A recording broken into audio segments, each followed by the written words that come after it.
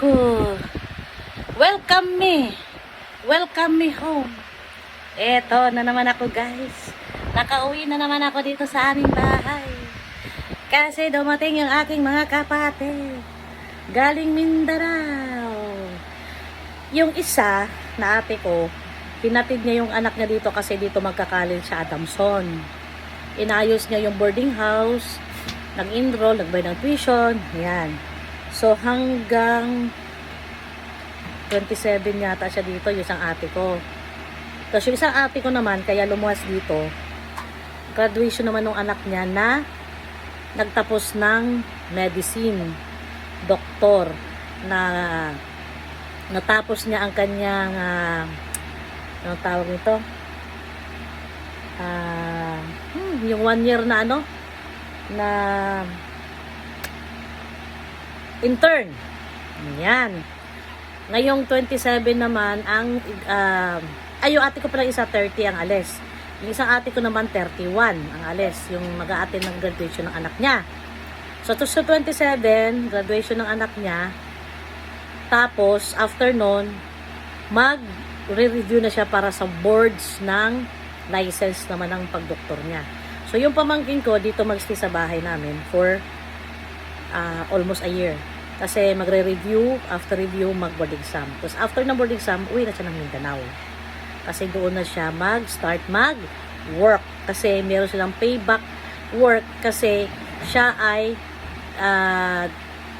full scholar ng DOT, ba naman?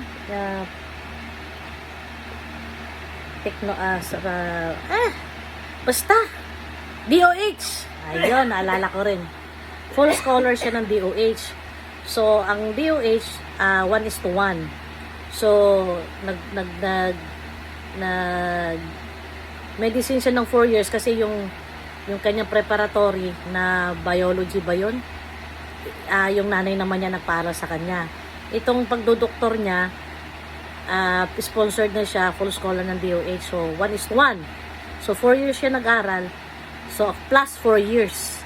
So, 8 years siya na nakatali or nakakontrata na magtrabaho sa government.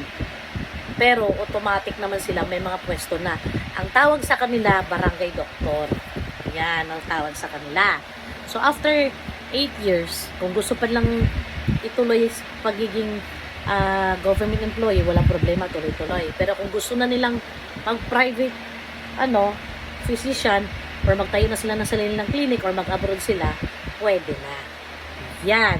So, ang kahirapan talaga, guys, ay hindi hadlang sa pag-aaral. Kasi ang ate ko ay dating OFW. Diba? Tapos ngayon, nagfa-farm na lang siya. Pero, nakapagpag-graduate ng doktor. Diba? Oh, galing.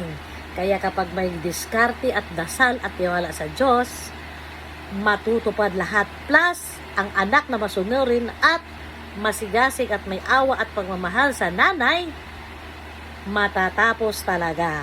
Kaya proud ako sa aking pamangkin na si Jiboy na hindi dahilan o rason ng kahirapan sa buhay para hindi maging doktor. Bye!